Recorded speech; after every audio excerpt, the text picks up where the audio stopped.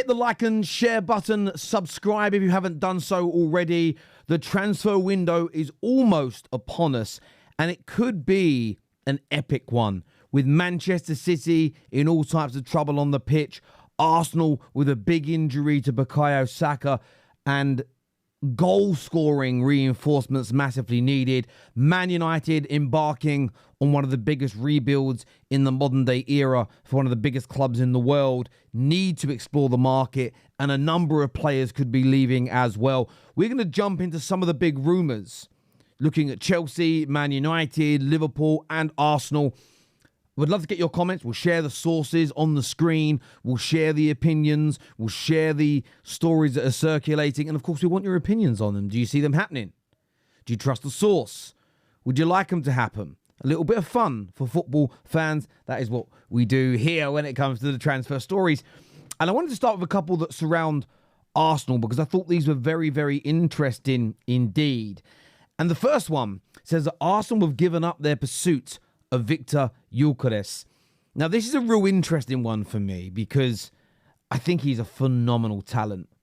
I think that Viktor Gyokeres is amazing. Very similar to what I thought of Erling Haaland when I first saw him. A goal scorer, somebody powerful, somebody that will, I think, could and will take the Premier League by storm. Now, I know that it's not been the greatest few months for Erling Haaland. Let me just turn the picture brightness of my camera a little bit here. It's a little bit dull.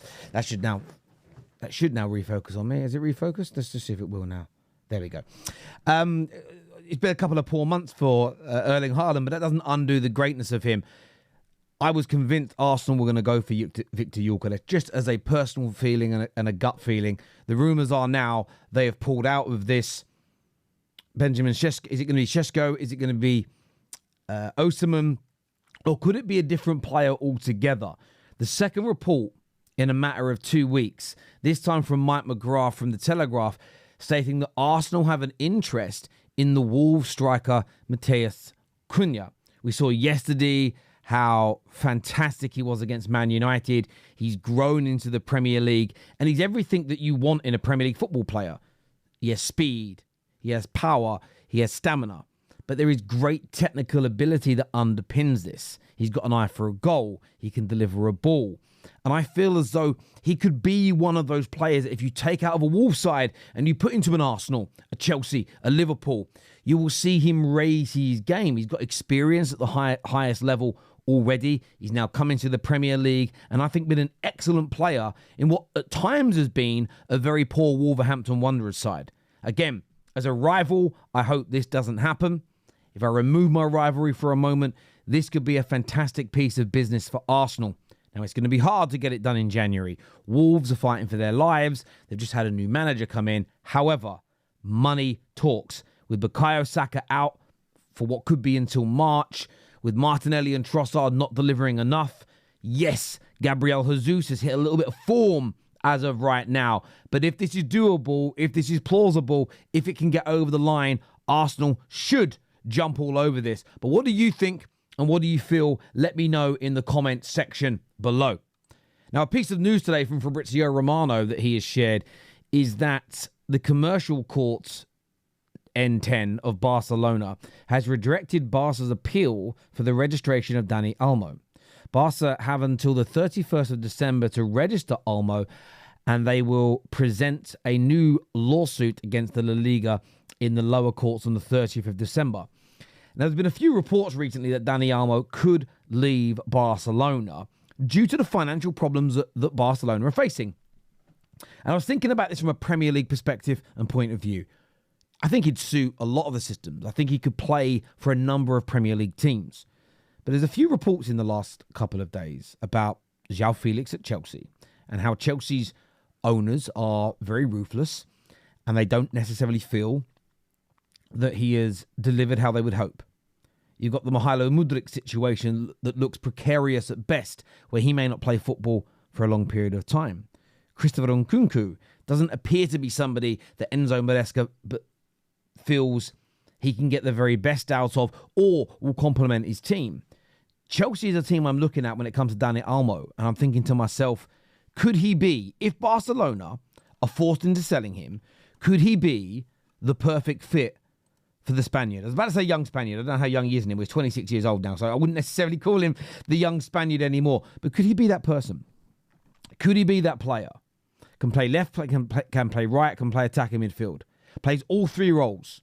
And you think about the players I've mentioned, Christopher Nkunku, you think about Mudryk maybe not being in the team, João Felix not setting the world alight. And even when it comes to the right-hand side, Neto's good, Madueke up and down.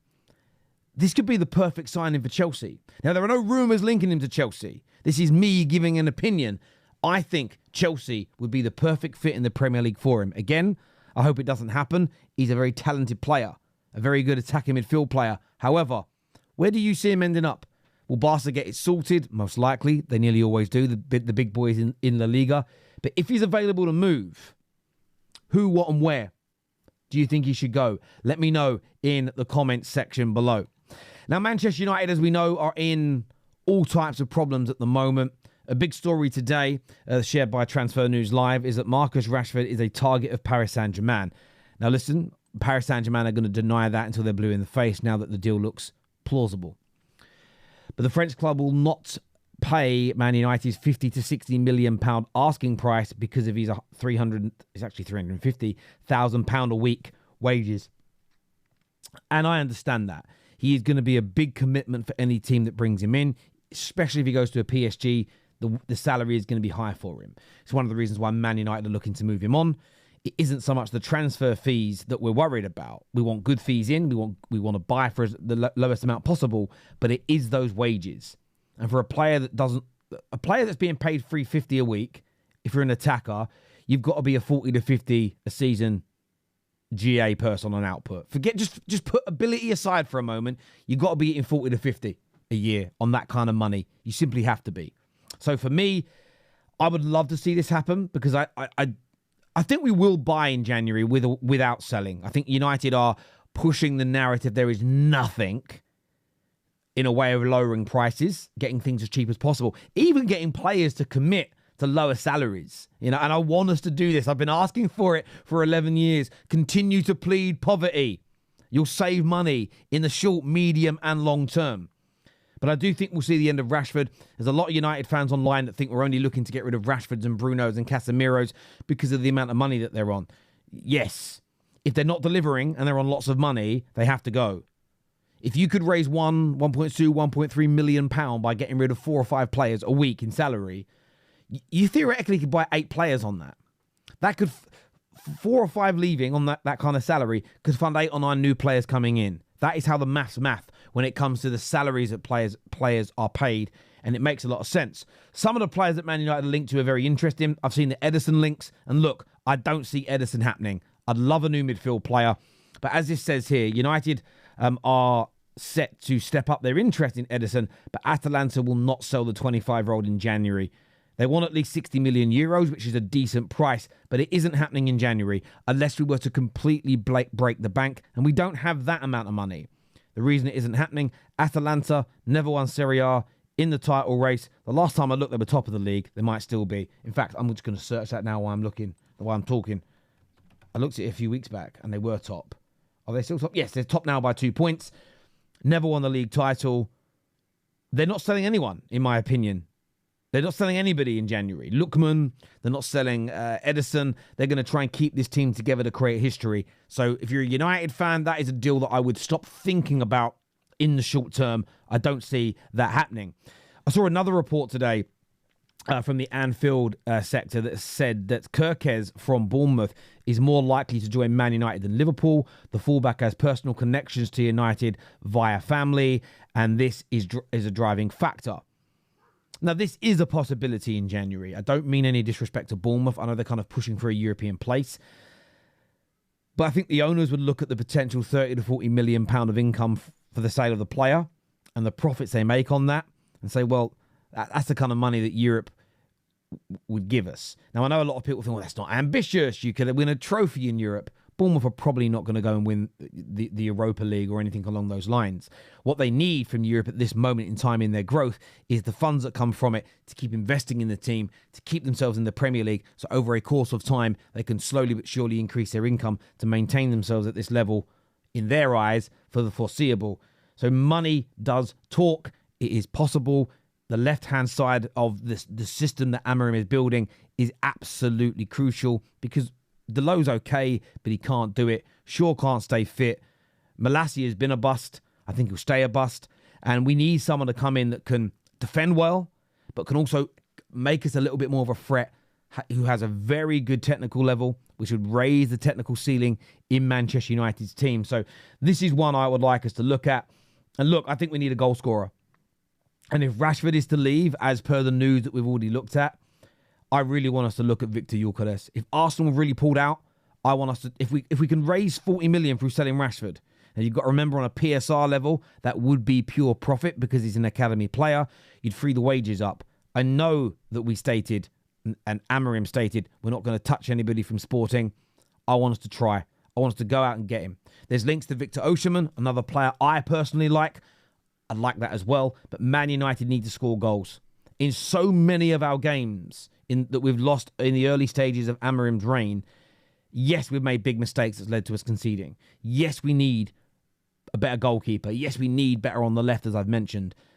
But I believe when you look at the Forest game, when you look at the Tottenham game, when you look at the match at the weekend against Bournemouth, if we had a bagsman that could score goals, I don't think we lose all these matches. And the outlook, because as much as fans will cry that we need performance-based analysis over focusing on mistakes or results-based analysis, it's a great theory until the results aren't very good. And I think getting someone that could score goals, that can put the ball into the back of the net, is going to be key. But as ever, look, Chelsea fans, Dani Olmo, would you look at him? And what are your thoughts on the players like João Felix and Cunha getting a bit of stick at the moment? Talks that the club isn't happy with them. Are you? Would you like to see some change there in January? Or would you wait until the summer? Arsenal fans, Cunha, yes or no? And I want to ask Liverpool fans a question as well. Kerkes, you're linked to him. This report from one of your kind of outlets has said that it's more likely to be Man United. I don't know if I necessarily believe that because of the position Liverpool find themselves in. What do you think? Please leave us your comments below. Make sure you are subscribing to the Football Terrace. Thank you for tuning in to the Done Deal Show. Take care. Goodbye. God bless. And I'll see you soon.